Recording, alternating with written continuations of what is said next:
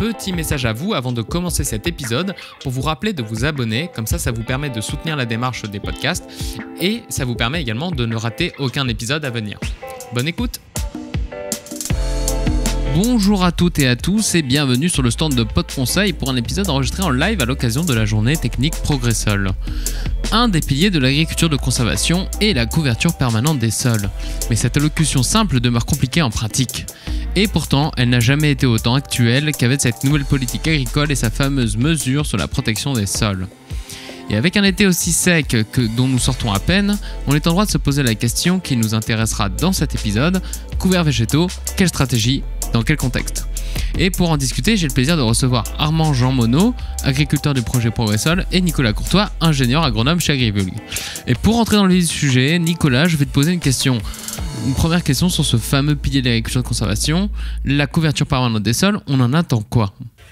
Alors au niveau couverture permanente, c'est sûr qu'il y a les avantages classiques qu'on connaît, au niveau de l'érosion, au niveau de la protection des sols. Après, quand on parle de l'agriculture de conservation, c'est vraiment le pilier le plus important. Il faut mieux commencer par réussir ses couverts et ensuite arrêter de travailler ses sols. C'est beaucoup mieux que dans l'autre sens.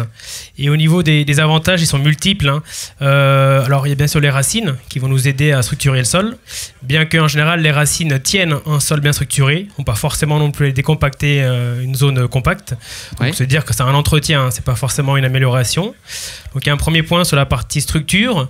Il y a un second point très important sur la partie gestion des mauvaises herbes. Toute la lumière, l'azote que prendront les couverts, c'est tout ce qui n'ira pas au rais gras, au vulpin ou aux différentes mauvaises herbes. Un joli couvert peut vraiment tenir une parcelle propre. Donc ça c'est intéressant pour les parcelles et puis pour l'aspect phytosanitaire. Ensuite, il y a une grande partie sur la partie azote. Un couvert végétal qui produit 5 tonnes de matière peut facilement faire 100 à 150 unités d'azote, ce qui est énorme. Alors, c'est pas évident de prendre en compte pour le retour sur la culture qui suit. Par contre, ça va forcément alimenter la matière organique du sol et c'est quand même le but premier de l'agriculture de conservation. Donc en gros, si on reprend la question de l'enracinement et aussi de la lutte contre les mauvaises herbes, il y a quand même un enjeu au niveau de la biomasse à atteindre pour les couverts végétaux. Ouais, le but est sincèrement qu'on soit en semi-direct, qu'on soit en bio ou qu'on soit éleveur par exemple, on a tous le même but, c'est de produire un maximum de biomasse et le plus rapidement possible. C'est vraiment le but ultime et lorsqu'on y arrive, on a les parcelles qui sont propres avec des jolis couverts dessus. D'accord. Armand, toi, tu as fait partie du projet Progressol, donc la thématique de la couverture végétale, c'était aussi un des points pionniers du projet. Quand tu mets en place ce genre de couvert sur ton exploitation, est-ce que tu as une stratégie au niveau de la rotation? Comment tu décides quel couvert tu vas implanter? Le couvert que je vais implanter dépend beaucoup de la culture qui va suivre le couvert. Ouais. Moi, le but principal, c'est de couvrir le sol le plus longtemps durant l'année. Et par exemple, après une céréale, c'est vraiment de semer sitôt la récolte faite. Pour ma part, c'est très important de le faire parce qu'on a encore un terrain il y a de l'humidité. Il est facile, je veux dire, le semoir n'a pas de problème que ce soit à soc ou à disque, à s'implanter dans le terrain. Et ça germe très rapidement. D'ailleurs, on va vite rentrer dans cette partie du sujet qui est la diversité des couverts qu'on a à disposition et également la diversité des types de sols. Est-ce que toutes les stratégies se valent dans tous les contextes? Et j'ai envie de te poser une première question, Nicolas, c'est qu'aujourd'hui, est-ce qu'on a des couverts avec une sélection végétale qui permet aussi de se dire que n'importe quelle espèce qu'on va implanter va forcément pousser dans n'importe quel contexte ou au contraire, il faut faire très attention à des stratégies très locales? Alors, ce qui est très important, c'est que le sol va beaucoup jouer. Par contre, sur les couverts en été, c'est vraiment la météo qui joue. Cette année est totalement différente avec l'année dernière et je pense qu'il faut plus viser une multitude d'espèces que vraiment en sélectionner une ou deux parce qu'au final c'est la météo qui va décider. Alors cette année c'est les sorgho qui font les couverts parce que l'année est très chaude et séchante. L'année dernière c'est plutôt les févroles ou les avoines, sauf qu'on ne le sait pas en avance. Donc je dirais pas on met une avoine sur une terre légère ou un sorgho sur une terre lourde, non. Plutôt on met les deux et puis c'est la météo qui va décider qui poussera par la suite. Donc là il y a un premier conseil à dire diversifier au maximum les espèces dans le mélange. Ouais, j'aime bien dire au moins 5 espèces, c'est une base. Différents essais le démontrent, notamment à Changin. Puis après, pourquoi pas monter jusqu'à 10 espèces. Sincèrement, pendant 10 années, vous semez un couvert avec 10 espèces différentes. Vous aurez chaque année une photo différente. C'est une espèce va pousser une année, pas l'autre, et inversement. Donc il faut vraiment avoir au moins 5 espèces. Armand, dans ta stratégie de couverture des sols, est-ce que tu sèmes aussi des couverts qui sont très très diversifiés? Est-ce que c'est quelque chose que tu as systématisé et que tu as vu évoluer au cours des années?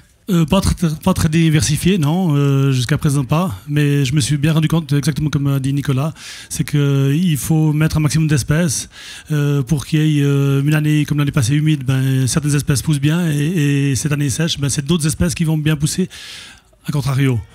Voilà, mais c'est ce que je vais faire dorénavant. Ouais, et tu as quand même réussi à identifier les espèces qui s'implantaient bien chez toi ? Cette année, par exemple, j'ai fait un mélange de 4 espèces et j'en ai 2 qui ont très bien fonctionné et 2 moins bien. Mais c'est pas suffisant, donc il faut augmenter le nombre d'espèces pour qu'il y en ait plus qui puissent concurrencer et couvrir le sol le plus rapidement possible. Et d'ailleurs, par rapport à cet été qui est très sec cette année, l'année dernière, on a eu un été très humide. Est-ce que l'année dernière, tout avait tendance à bien pousser ou il y a quand même d'autres paramètres à prendre en compte ? Alors il y a pas mal de choses à prendre en compte. Après l'année dernière, il faut quand même se souvenir qu'on est très humide jusqu'à fin juillet. Et après, on est très sec, de début août à octobre. Ouais. Et on avait en gros plus d'eau, mais encore les limaces qui traînaient. Donc c'était pas forcément une année à couvert au final. Cette année, c'est très séchant. Par contre, on n'a pas de limaces, c'est des grosses sommes de température. Donc ça nous fait des beaux couverts. Mais c'est pas évident de dire l'une ou l'autre l'emporte. On reste au défait qu'on sème tôt et puis qu'on mélange en maximum. Ouais. Ouais. D'ailleurs, tu dis qu'on a eu des très beaux couverts, mais quand on se balade à droite à gauche, on voit que les couverts ne sont pas non plus super beaux partout. Est-ce qu'il n'y a pas quelque chose à jouer au niveau du mode d'implantation ? Si, sincèrement, alors quand on arrive à avoir des comparaisons sur la même parcelle ou dans 2 parcelles, ce qui est vraiment très important cette année, c'est semer profond. Vraiment, quand on dit profond, c'est 5 cm. Et même un bon 5 cm. Ça, c'est très important, première chose. Et deuxième chose, vraiment, semer le plus tôt possible après la moisson. Il faut avoir en tête qu'un jour en été, c'est en gros 3 jours de somme température à l'automne.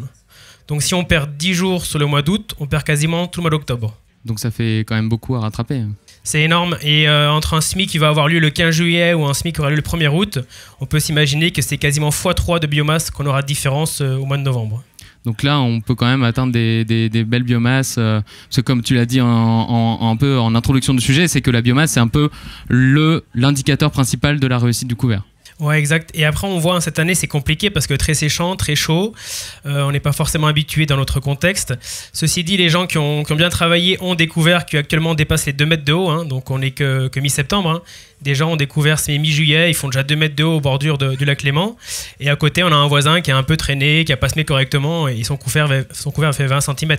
Donc c'est vraiment le détail qui joue cette année. Ouais. Armand, cette année, ça a été comment les couverts ? T'as réussi à sortir des belles choses ?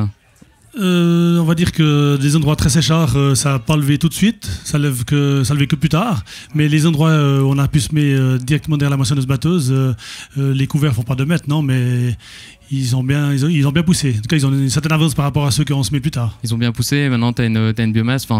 Finalement, c'était vraiment l'idée, comme l'a dit Nicolas, de semer très tôt. À mon avis, c'est primordial. C'est semer au plus vite derrière la moissonneuse batteuse. C'est le plus important. Nicolas, j'avais une question parce que tu dis qu'il faut aller semer à 5 cm, mais c'est vrai qu'il y a des tailles de graines différentes. Et je me dis, si je mets un pois à 5 cm, je sais qu'il va lever, il n'y a pas de souci. Mais si je mets un radis, qu'est-ce qui me garantit qu'il va lever ? Alors au début, on changeait, quand on faisait nos essais, on changeait les profondeurs pour chaque type de graines. Et puis Jonathan, chez qui on fait les essais, écoute, il m'a dit un jour, arrêtons, ça sert à rien.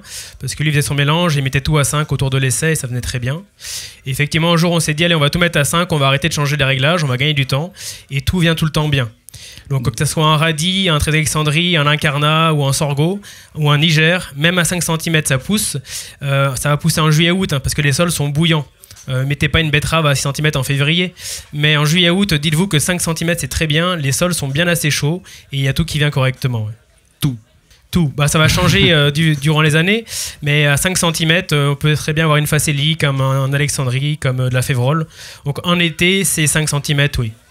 Ouais. Au final, à t'entendre, on a envie de suivre de tout conseil, d'aller à 5 cm de profondeur, de semer le plus tôt possible. Mais est-ce qu'on n'a pas aussi intérêt à aller densifier la dose de semis ? Est-ce qu'il y a un avantage à se dire ok, je mets 30 francs de plus dans mes semences cette année et je peux garantir quelque chose en ayant cette stratégie ? Oui, c'est super important. Souvent, une des erreurs des couverts, c'est qu'ils sont sous-densifiés. On n'a pas assez d'espèces. Alors en plus, cette année, quand on en perd un peu à cause du sec, il reste vraiment plus grand monde. Donc il faut en mettre beaucoup et il faut vraiment respecter les densités. Ouais. Et là, ce qui est bien, c'est qu'on trouve des mélanges qui sont très bien fournis maintenant. Mais il faut vraiment les semer à doses indiquées, voire même augmenter un peu plus, effectivement. Ouais. Donc là, comme ça, on peut sécuriser, faire mettre plus de chances de son côté. Armand, est-ce que toi, tu fais ça, tu densifies un peu les doses de SMI ou tu as déjà eu des essais sur ton exploitation? Personnellement, je respecte les doses recommandées sans en rajouter et surtout pas en mettre moins.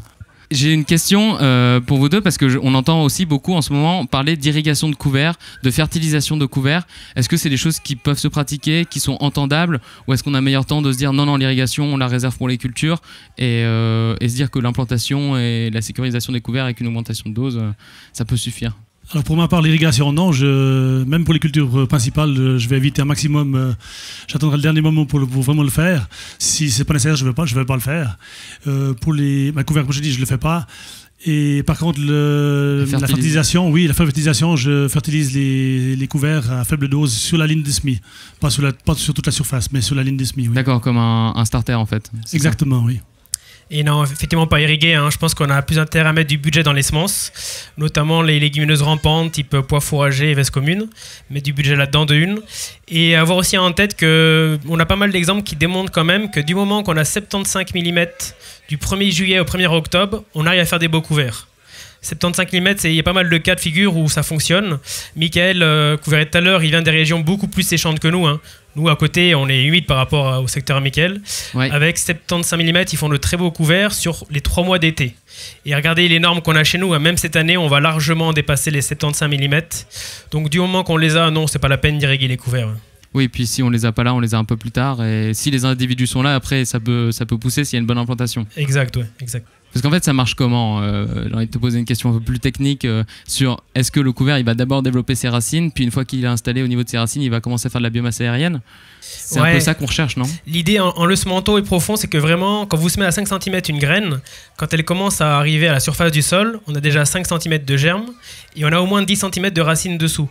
Ça veut dire que quand on est le 10 août avec des petites plantules qui arrivent à traverser les pailles, on peut s'imaginer qu'on a déjà 15 cm de végétation dessous. Et du coup, ça fait des plantes très costauds qui vont rester là. Et le jour où il pleut, ça explose. C'est ce qui se passe en ce moment, hein. Et on en revient encore à l'indicateur de la biomasse qui nous permet d'assurer un bon désherbage et une parcelle propre. J'ai envie de vous questionner sur une question un peu plus politique qui est arrivée cette année sur cette nouvelle politique agricole dont il y a une mesure sur la protection des sols qui dit que à partir de la récolte de la culture principale, on a 7 semaines pour implanter un couvert. Et c'est vrai qu'on en a entendu beaucoup parler de est-ce que c'est suffisant pour avoir un beau couvert? Est-ce qu'on arrive à avoir des belles biomasses? Est-ce que ça a un intérêt ou pas dans la gestion de l'exploitation? Est-ce que c'est une bonne ou une mauvaise mesure selon vous? Aujourd'hui, dans votre pratique, Armand, tu pratiques quand même pas mal le couvert. Est-ce que ça va changer quelque chose pour toi sur ton exploitation?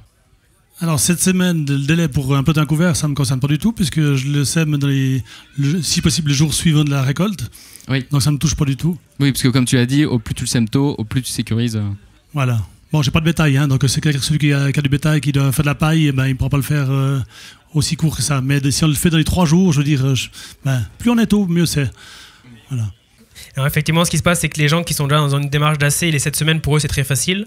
Après, c'est quand même bien d'avoir un laps de 7 semaines parce que, notamment pour les agriculteurs qui sont en bio, si on veut faire un petit peu du déchômage ou autre chose, 7 semaines, c'est pas mal de se laisser les 7 semaines pour la réglementation. Et globalement, c'est une mesure qui est super cohérente. Elle est simple, elle est cohérente et elle permet quand même de faire des belles choses derrière au niveau agronomique. Hein, donc c'est une très bonne mesure, ouais. Et pour en revenir à cette notion d'agronomie, la place des couverts dans la rotation, on a plusieurs stratégies qui existent. On a les sous-semis dans les céréales, au printemps dans les céréales d'automne. On a vu cette année que ça a eu vraiment de la peine, que ce soit en agriculture paire, c'est toujours un peu plus technique parce que les blés sont denses et le couvert a du mal à s'implanter, ou que ce soit en agriculture biologique, puisque là on n'avait pas forcément accès à l'eau. Est-ce que c'est quelque chose qu'il faut continuer à faire dans le temps? Est-ce qu'on peut voir ça comme un couvert opportuniste? Comment on peut voir cette démarche-là de sous-semis? Après, il faut avoir en tête qu'il y a différentes façons de couvrir les sols. Donc ça, c'est une des premières choses qu'on peut mettre en place au printemps. Après, souvent, ça marche très bien en bio parce que pas d'azote qui traîne, pas de reliquats de sulfonylurée, des céréales plus claires. Donc c'est une très bonne porte d'entrée. En conventionnel, souvent, c'est quand même souvent un échec, hein. Et puis après, on est vite coincé au niveau des herbages. Donc ça peut être une très bonne porte d'entrée. Et puis à la limite, on essaye. Si on voit que ça marche pas, on vient avec un couvert au mois de juillet. Et puis on a un deuxième outil. Après, c'est juste qu'on va arriver bientôt à des 300-400 francs par hectare qui sont investis. Donc derrière, on a intérêt à aller faire du semi-direct pour économiser au moins 1 ou 2 déchômages. Autrement, économiquement, ça a peu de sens. Ouais. Mais si jamais je suis dans une démarche de vouloir avoir au mieux une couverture végétale, est-ce que ça fait sens de se dire, ok, je sème un sous-semis, et s'il marche pas, je vois à la moisson, et puis s'il faut, je ressème un autre truc, quoi. En bio, je pense qu'il faut vraiment tenter le sous-semis au printemps. En conventionnel, je pense qu'il faut mieux rien se mettre dedans, être propre dans sa culture et faire un joli couvert tôt après la moisson. Avec les conditions qu'on a en été, on reste très bon sur cette technique-là. Ouais. Et d'ailleurs, au niveau de l'implantation des couverts, on peut faire un lien avec le machinisme. Est-ce que toutes les machines vont forcément semer bien un couvert en moisson, en post-moisson? Ou est-ce qu'il y a quand même des types de semoirs à privilégier? Armand, toi, tu travailles avec quoi? Moi, je suis en semis direct. Mais comme c'est marqué sur les panneaux, dans les stands des couverts végétaux, c'est en semis direct, il faut faucher le plus haut possible. Et en semis direct, ça fonctionne très bien, le semis là-dedans. Et ensuite, pour éviter le problème de campagnol dans les après-récolte, c'est de faucher une faucheuse rotative à ras le sol pour que comme ça, le paillage il est fait. Et puis les rapaces peuvent venir manger les campagnols et les mulots et les souris, etc.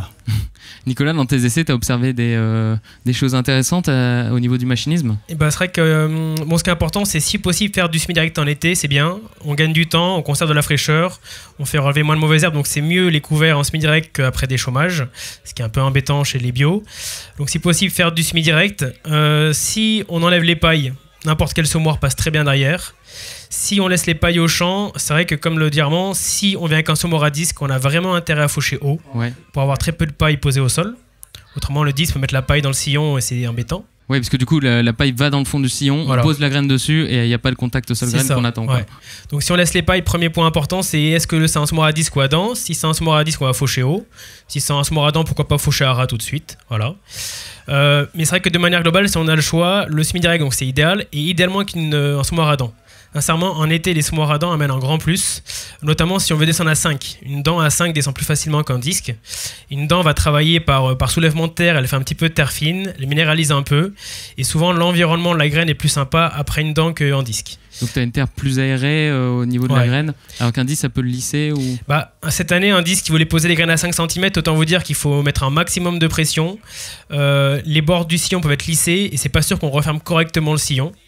Qu'un semoir à dents, ça rentre tout seul. Ça fait un semis qui est un peu moins joli, entre guillemets. Mais quand on voit la lever, c'est pas un souci, loin de là. Et puis pour descendre à 5, c'est vrai que le semoir à dents va beaucoup mieux, quoi. Voilà. Oui. Et encore une fois, j'aime bien juste rappeler une phrase que j'avais lue de toi dans une interview. Et c'est vrai que là, on est journée Progressol et on voit beaucoup de machines et beaucoup de semoirs. Et il y a plein de gens qui sont venus exposer plein de trucs. Mais c'est vrai que, comme tu le dis, si on veut se lancer dans l'agriculture de conservation, une bêche, ça coûte moins cher qu'un semoir et c'est certainement plus indispensable. C'est ça, exact. Donc juste voilà le petit point. Au niveau de la durée des couverts, j'aimerais juste vous interroger sur... on voit qu'avec cette nouvelle politique, en fait, finalement, on est en train de favoriser peut-être les couverts longs, parce qu'il y a un délai de semis de couvert après récolte de 7 semaines, et si on est une orge derrière un blé qui a été moissonné un peu tôt à cause des températures, est-ce que ça vaut le coup? Est-ce que c'est une stratégie qu'il faut vraiment raisonner et se dire, ok, il vaut mieux privilégier les couverts longs et bien enchaîner cette rotation de culture d'hiver, culture de printemps? Est-ce que c'est des choses que tu mets en place chez toi, Armand? Oui, tout à fait. J'ai des couverts courts, j'ai des couverts relais que j'implante après un couvert court pour les cultures de printemps, ou après un colza, un couvert court avant une céréale d'automne.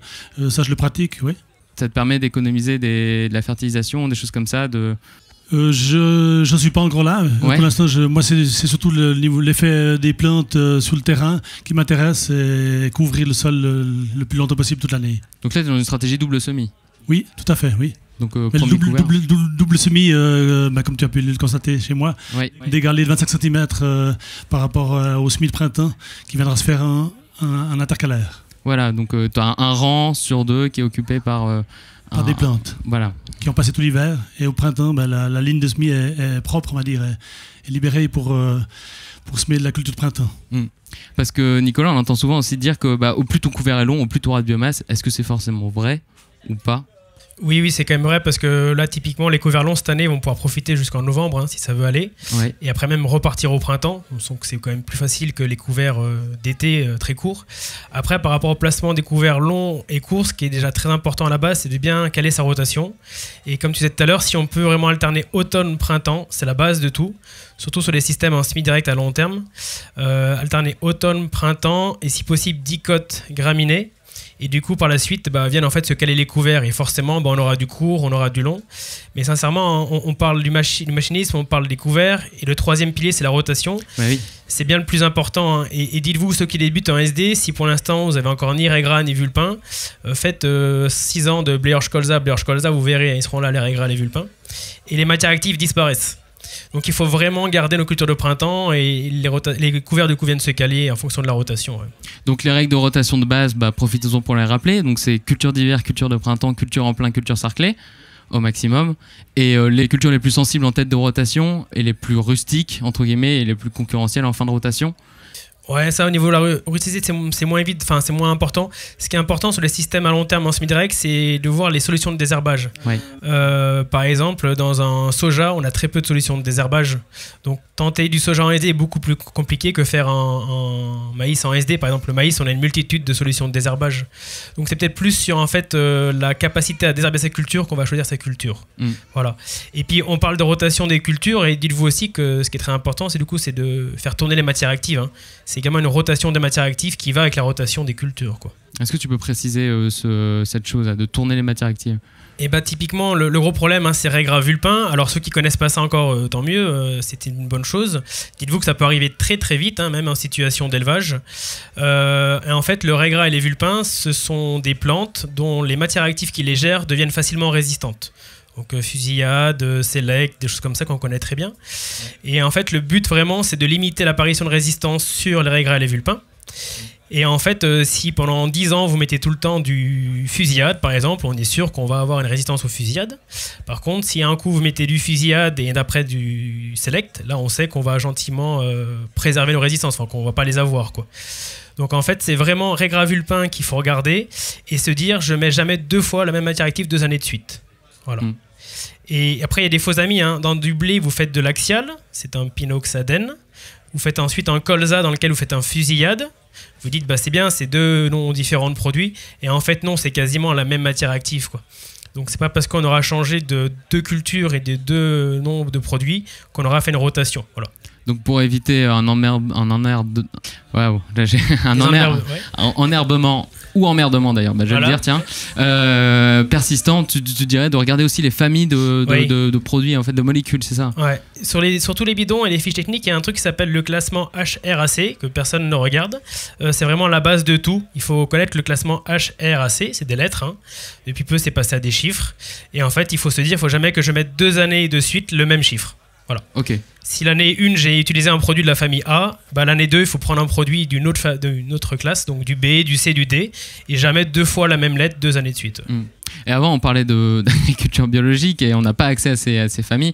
Et là, l'alternance culture en plein, culture sarclée, c'est là où elle va aussi avoir un rôle sur justement limiter l'implantation de mauvaises herbes trop persistantes, quoi. Oui, ça joue beaucoup. Et puis les prairies aussi. Les prairies rentrent beaucoup dedans. Oui.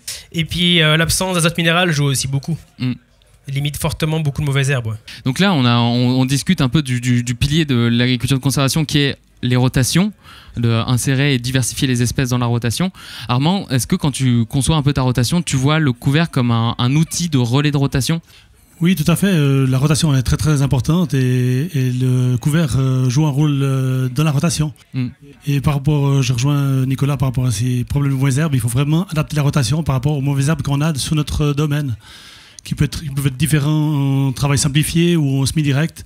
Et en adaptant la rotation, on arrive à limiter, même diminuer ces problèmes de certaines mauvaises herbes qui posent problème sur nos domaines. Donc toi, tu as des parcelles propres maintenant?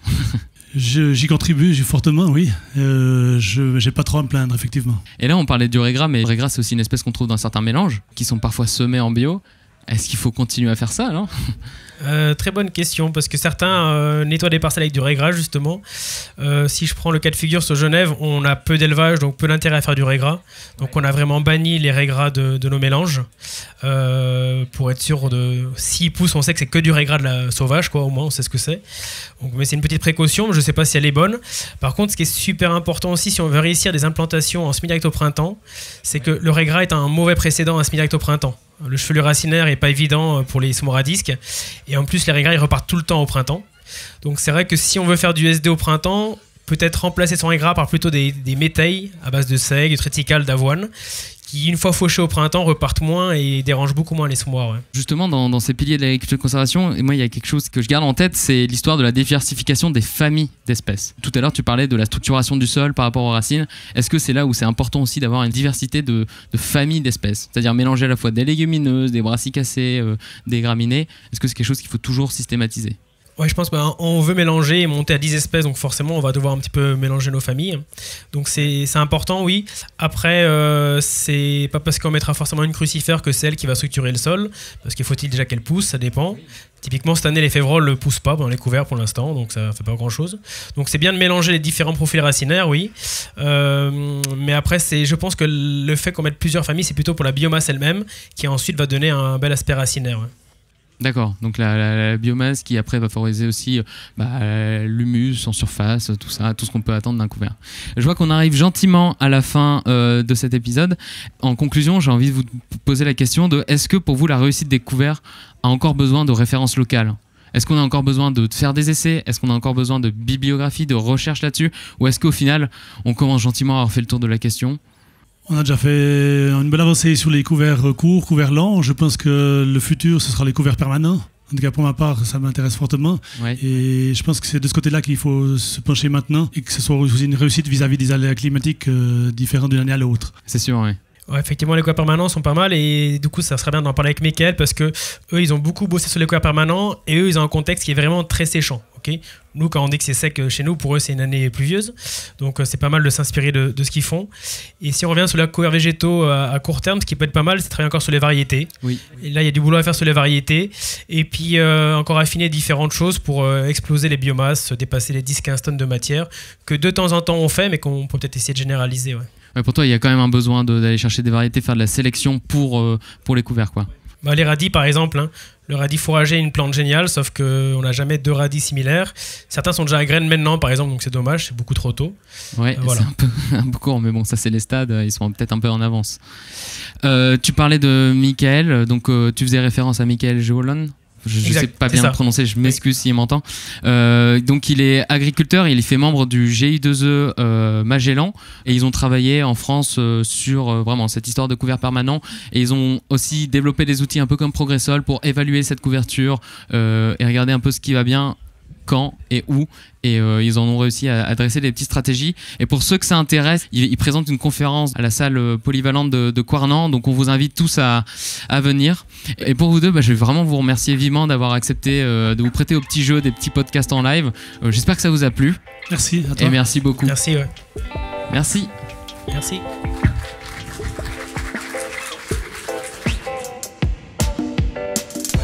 Merci à vous d'avoir écouté cet épisode jusqu'au bout, on espère qu'il vous aura plu. Petit dernier message pour vous dire qu'à la fin de cet épisode, j'ai parlé d'une conférence de Mickaël Jolan du GI2E Magellan. Voilà, vous l'avez peut-être manqué, mais ne vous inquiétez pas, cette conférence a été filmée et sera bientôt disponible sur la chaîne YouTube de Prométer. Donc n'hésitez pas à vous abonner, comme ça vous ne la manquerez pas. En attendant, je vous souhaite une belle soirée, une bonne journée, peu importe, c'est aussi ça la magie des podcasts. Salut!